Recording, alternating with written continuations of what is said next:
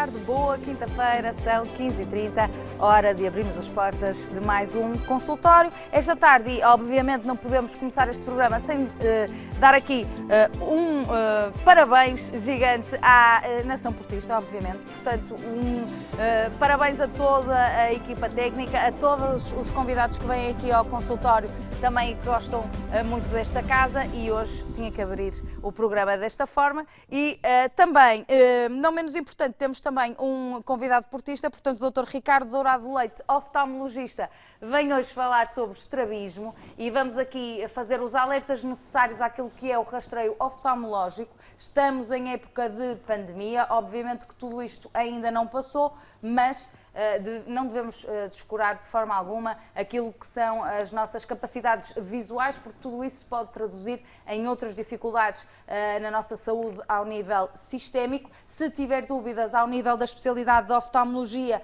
pode e deve começar já a ligar 225 083 204. Pode também deixar as suas dúvidas, como é habitual, em consultório@portocanal.pt. Cumprimentar então o Dr. Ricardo Dourado Leite, oftalmologista pediátrico e também especialista em estrabismo na Iberoftal. Dr. Ricardo, afinal o que é o estrabismo? Porque às vezes há aqui umas confusões, há conceitos que para todos nós são básicos, vamos dizer assim, e às vezes utilizamos os termos sem termos a verdadeira noção do que eles significam. Afinal, o que é o estrabismo? Boa tarde antes de mais e obrigado pela oportunidade de estar novamente no vosso programa. O estrabismo corresponde a um desalinhamento dos eixos visuais, portanto todo aquele momento que pode ser constante ou intermitente em que os dois olhos não estão a fixar o mesmo objeto, estamos na presença de um estrabismo e a função visual não está na sua plenitude. O estrabismo é uma patologia, uma condição clínica que pode existir desde o nascimento, mas pode surgir nos primeiros anos de vida, na adolescência ou na idade adulta. No que diz respeito à classificação do estrabismo, de uma forma mais simplista para quem não está a ouvir, nós costumamos classificar o estrabismo de acordo com a direção do desvio. Portanto, podemos ter desvios horizontais, quer divergentes, quer convergentes, verticais, torcionais ou quase ainda mais complexos. Portanto, quando nos apresenta um estrabismo, temos que o caracterizar bem para depois adequarmos o seu seguimento, o seu prognóstico. O seguimento será diferente consoante essa primeira análise, não é? Exatamente, e outra coisa muito importante é que o estrabismo na criança é completamente diferente daquilo que podemos encontrar quando surge só na idade adulta, quer em termos de apresentação clínica, quer em termos de prognóstico, de potenciais sequelas e também naquilo que é o tratamento cirúrgico e não cirúrgico. Porque o estrabismo, muitas vezes nós quando vemos uma criança nova ter um ângulo de olhar diferente, não é? Portanto, quando um olho parece que está a apontar para outro lado, não é? Isso é o estrabismo, ou o estrabismo só pode ser diagnosticado se a criança não o vê bem depois nos exames? De facto, uma das consequências potenciais do estrabismo é uma perda de visão de um dos olhos. E isso é daí que vem a importância de rastrear as crianças todas. Portanto, às vezes pode parecer que há estrabismo e não haver, outras vezes não parecer e haver um estrabismo de pequeno ângulo que pode na mesma levar a uma perda irreversível da visão. Portanto, às vezes pode não ser tão visível assim. A criança pode não desviar o olho, ou o adulto, e ter ou parecer que não desvia, mas desviar. E esses são os casos potencialmente mais chatos, porque normalmente chegam mais tarde à consulta e às vezes até na idade já não infantil. Portanto, no que diz respeito ao infantismo da criança, interessa também perceber que a maior parte dos estrabismos não são congénitos. Portanto, a ideia que o estrabismo é sempre desde sempre não é real. Há de facto crianças que já nascem com estrabismo, nós chamamos de estrabismo congénito, mas a maior parte deles, no mundo ocidental, que é aquele no qual nos incluímos, apresenta-se a partir dos 2 anos, entre os 2 e os 4, 5 anos, normalmente associados a uma hipermetropia elevada. E, portanto, às vezes a simples correção dessa hipermetropia leva à correção desse estrabismo e isso até nos traz aqui a uma coisa mais importante, porque esse tipo de estrabismo, o estrabismo acomodativo refrativo, é potencialmente evitável. E daí vem a importância de rastrear precocemente as crianças. Hoje em dia há um rastreio que está preconizado, não é? Que é por volta de que idade? O rastreio da ARS Norte está implementado no nosso país desde há 2 ou 3 anos e contempla as crianças que completam 2 anos de idade. E, portanto, é um fotorrastreio. Aos 2 anos as nossas crianças são chamadas, são convocadas não é? ao centro de saúde para fazer um fotorrastreio em que se avalia grosseiramente a graduação e se identifica outras patologias no qual o estrabismo também pode ser identificado, claro. E qual é aqui a grande diferença entre um estrabismo em idade relativamente infantil, não é? E o estrabismo no adulto? Há aqui grandes diferenças a apontar? Diferenças, excelente pergunta. No que diz respeito ao estrabismo na criança, nós temos que perceber que a maturidade cerebral ainda não está completa e isso tem vantagens. Uma criança, sempre que está com os eixos visuais não alinhados, tende a suprimir, a eliminar a imagem do olho que está desviado e, portanto, o olho que está desviado é suprimida a sua imagem do cérebro para que a criança não tenha uma visão dupla. Só que isso pode trazer esse mecanismo de adaptação ao estrabismo pode trazer uma consequência, que é a ambliopia estrábica, ou seja, ela pode ficar com uma visão subnormal ou bastante menor do que o olho bom, por força dessa supressão cerebral que se dá para evitar a visão dupla. No adulto, sempre que temos um estrabismo de instalação nessa altura, o doente vai ter sintomas, ou visão dupla ou confusão e, portanto, são quadros normalmente associados a patologias mais graves, nomeadamente neurológicas, nervosas, cardiovasculares e, portanto, as causas são diferentes e tem que se avaliar caso a caso. Porque o estrabismo tem aqui essa dificuldade para quem padece dela, que é essa visão dupla. Só que a questão é que quando as nossas crianças, primeiro, há uma idade em que nem sequer conseguem comunicar connosco. Depois, não raras vezes sabemos que até mesmo quando a pessoa vê mal ao longe, não é? Portanto, tem uma miopia, só em idade escolar é que se vai queixar, ou aos pais ou aos professores, não é? Porque a certa altura começa a não ver bem para o quadro. Portanto, há muitas patologias relacionadas com a nossa capacidade visual que só muito mais à frente no tempo é que dão sinais, não é? Claro. Portanto, raramente conseguem apanhar aqui cedo, a não ser que a criança, de facto, tenha um ângulo visual, os olhos a desviar muito. Os estrabismos de maior ângulo normalmente não passam despercebidos, obviamente. Assim como no caso dos erros refrativos maiores, também a criança normalmente dá sinais de que não vê bem. Claro que coisas mais frustres ou menos visíveis, normalmente só mesmo rastreando é que nós conseguimos identificar e daí fica mais uma vez o alerta para que os pais, no mais tardar até aos 3 anos, levem a criança a uma consulta de oftalmologia pediátrica. E também deixar aqui uma palavra, porque se calhar há países que não têm isso preconizado e uma vez que nós temos, valorizar isso e, obviamente, ir ao centro de saúde e mesmo numa altura como a que estamos a atravessar hoje em dia, não há motivos para não aceder quando somos chamados ao centro de saúde, não é? Porque todas as regras já estão montadas para receber as pessoas. Exatamente, exatamente. Que exame é que vos permite então dizer ou diagnosticar sem falhas que a criança ou o adulto é estrábico?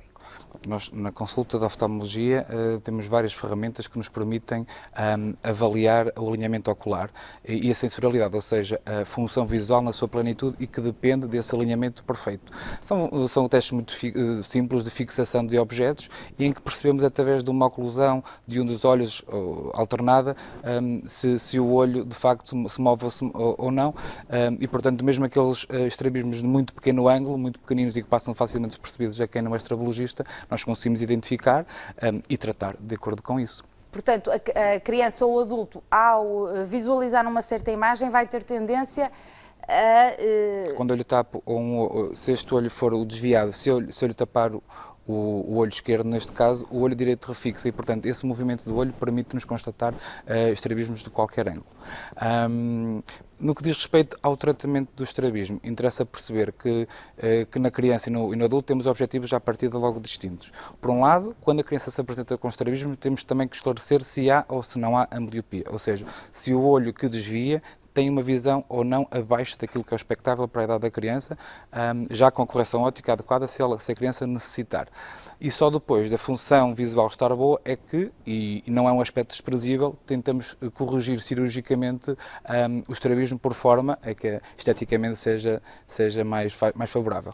No caso do adulto... Porque há aqui duas questões no estrabismo, não é? Enquanto que na miopia a questão é meramente funcional, não é? Porque ver bem ou não. Olhando para uma pessoa ela não tem nenhuma alteração naquilo que é a capacidade visual. quando estamos a falar de estrabismo, e toda a gente lá em casa, quando falamos de alguém estrábico, está logo a imaginar um olho a virar a sua posição, não é? E depois há dois tipos de estrabismo, que é quando o olho, há um que é quando o olho gira um bocadinho para dentro, não é? E há um que é quando o olho vai um bocadinho para fora. Há vários tipos de estrabismo, as classificações são complexas e nós podemos agora começar por projetar algumas imagens. Nós temos várias classificações, a que nós vamos usar aqui hoje é aquela que é mais simples para quem nos está a ouvir. Portanto, esta é mais vulgar, não é? Ou não? Sim, é um estrabismo bastante frequente, é uma endotropia, portanto é um desvio no eixo horizontal, mas é um desvio convergente. Portanto temos aqui o olho esquerdo da criança, que é o olho fixador, e é o olho direito que está entortado para dentro. Temos depois, podemos mostrar a imagem também de agora é também um estrabismo convergente, mas este é aquele tipo de estrabismo que eu disse que está associado a uma hipermetropia não corrigida. Repare-se na imagem superior que o menino tem o olho esquerdo desviado, mas apenas simplesmente com a utilização dos óculos, os olhos realinharam automaticamente. Depois temos o exemplo seguinte, aqui de um desvio divergente, portanto temos um desvio para fora no eixo horizontal. Podemos também ter exemplos de estrabismos verticais, uma hipertropia que eu trago aqui também uma imagem. Exatamente, aqui vemos que o olho esquerdo está a fixar e o olho direito está acima do esquerdo e, portanto, temos uma panóplia... Mas isto é uma situação meramente muscular, portanto, o olho posiciona-se de uma forma diferente do outro porque há uma alteração muscular, ou o que é que está, de facto, na base do olho não estar no sítio correto? Na maior parte dos casos, há quadros complexos que também têm a ver com a genesia e com coisas mais complexas musculares, mas a maior parte dos casos tem que ver com o controle sensorial entre aquilo que são os comandos nervosos do cérebro e a musculatura. E o que nós fazemos na cirurgia, no fundo, é enganar o cérebro, mudando os músculos de posição, enfraquecendo-os ou fortalecendo-os de acordo com aquilo que queremos. Portanto, no fundo, é uma desregulação entre aquilo que são os comandos cerebrais para os 6 músculos que cada olho tem e que rodam o olho nas diferentes posições e a função que esses músculos têm. Portanto, é uma desadequação e que pode ser, como eu disse há bocado, constante ou apenas intermitente. Claro que os casos constantes serão sempre potencialmente mais graves. Agora, há várias formas de tratamento. Uma mais simples e mais conservadora será então o uso de óculos. Não é? Há estrabismos que se resolvem simplesmente com óculos, a maior parte não, portanto pode haver sempre potencial para necessitarmos de uma cirurgia para a estética melhorar, mas também a função. Agora, há muitos pais que logo, numa primeira consulta ou num primeiro diagnóstico, ficam logo muito apreensivos, não é? Exatamente, tem muita pressa e tem muita pressa normalmente em que o olho fica alinhado com o outro. Nós enquanto médicos, enquanto oftalmologistas, primeiramente preocupamos-nos com a função do órgão, portanto, queremos está a ver bem, não é? Exatamente, e queremos recuperar em primeiro lugar a visão, caso ela seja subótima. E assim que a visão estiver semelhante entre os dois olhos, aí partimos para a questão, que não é, volto a dizer, não é desprezível, mas passa para o segundo plano e depois corrigimos então cirurgicamente o estrabismo para a criança ou o adulto ficarem mais atraentes, por assim dizer. Outro dos sintomas e outra das queixas de quem é estrábico é de facto uma fotossensibilidade. Acontece em todos os estrabismos ou só em alguns? A fotossensibilidade não é um sintoma muito específico de quem é estrábico. Há um tipo de estrabismo em que isso pode ser, não sei se é de toda da fotossensibilidade, mas há um tipo de estrabismo que é a exotropia, portanto um exemplo como aqueles que eu projetei, intermitente, em que as crianças, quando estão expostas a ambientes de maior luminosidade, tendem a fechar o olho que desvia. Se é simplesmente para a luz, se é porque é para evitar a tal visão dupla que se pode desenvolver, não sabemos, mas o que é facto é que essa é uma característica desse tipo de estrabismo, de facto. Mas essa fotofobia, vamos dizer assim, ou fotossensibilidade, é algo que não melhora com tratamentos, não é? Sim, e normalmente não está associado ao estrabismo, portanto não é um sintoma específico do estrabismo. Exatamente, portanto não é isso que deve preocupar tanto os pais, porque às vezes também preocupa, não é? Porque veem os filhos a fechar os olhos e nomeadamente quando tem relação direta com o sol e com a luminosidade, mas não é por aí, não é? Portanto, o estrabismo tem tratamentos, no melhor dos casos, mais conservador. Agora, os pais têm sempre muita dificuldade numa idade muito, muito infantil, colocar os filhos numa sala de operações. Numa mesa de cirurgia, não é? Pronto, é assim, nós em qualquer momento pode haver indicação para cirurgia.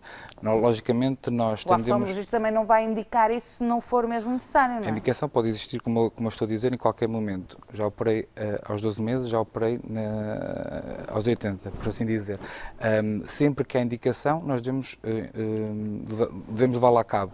Claro está, quanto mais tarde puder ser a cirurgia, caso ela venha a ser necessária, melhor, mas em qualquer momento podemos operar se houver indicação formal para isso.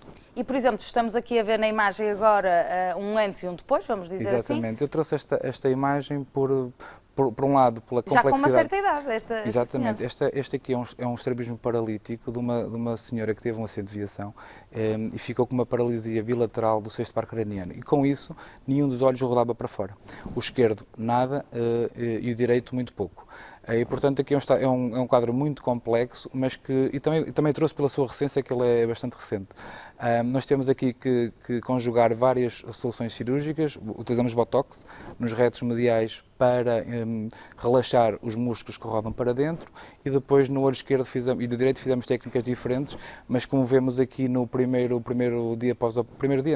avaliação no pós-operatório, temos um alinhamento muito bom, e se a senhora se mantiver assim, de certeza que vai ficar bastante agradecida. Portanto, aqui um caso diferente daquilo que estivemos a falar, um caso de traumatismo. Portanto, ainda há uma terceira opção, que é a pessoa não nasce assim, não desenvolve durante a sua vida, mas há um evento traumático que vai provocar um estrabismo. Sim, exatamente. Pode ser um evento traumático como este, pode ser um evento cardiovascular, pode ser uma doença neurológica, tudo que possa afetar os nervos, ou a musculatura, ou a órbita, na qual se insere o olho, pode provocar um estrabismo neurológico, paralítico, restritivo, de outra ordem. Normalmente, a idade adulta são estas as causas mais prováveis, enquanto na criança são causas ou então refrativas ou idiopáticas.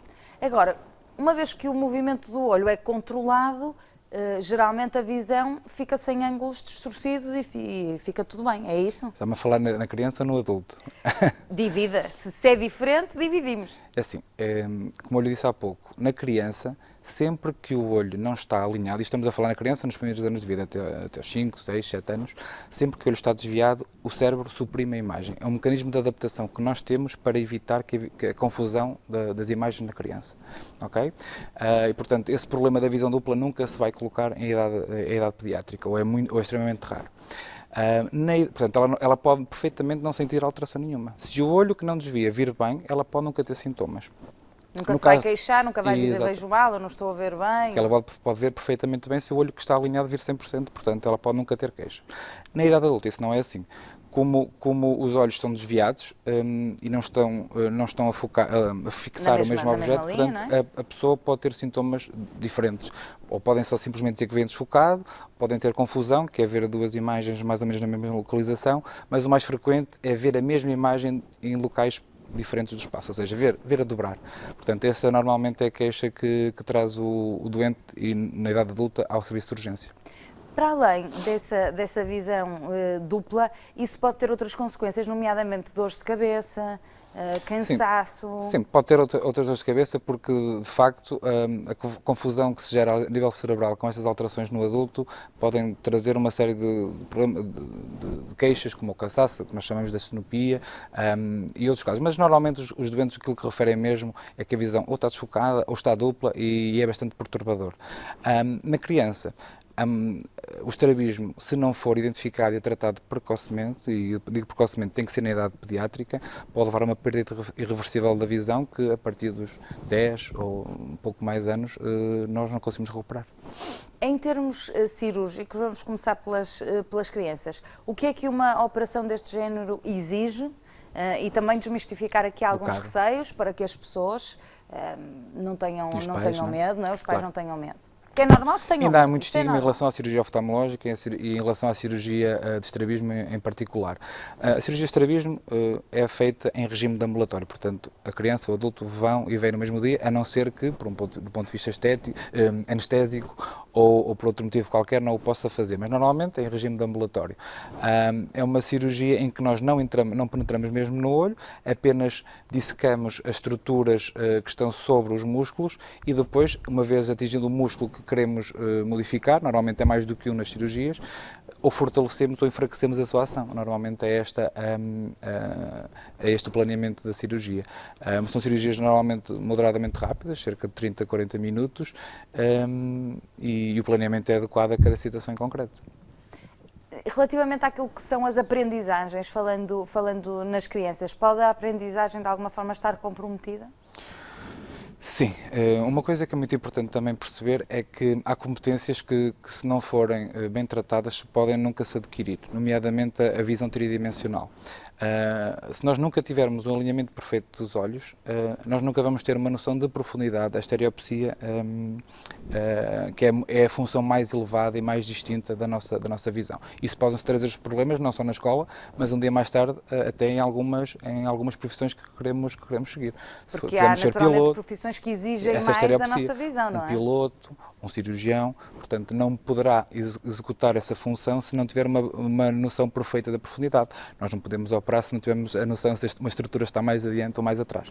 Portanto, isso pode ter implicações na aprendizagem, na velocidade de leitura, e numa série de coisas, mas incluindo também depois a parte profissional um dia mais tarde. Em relação àquilo que é a cirurgia em idade adulta, estamos a falar de um pré e de um pós-operatório muito exigentes?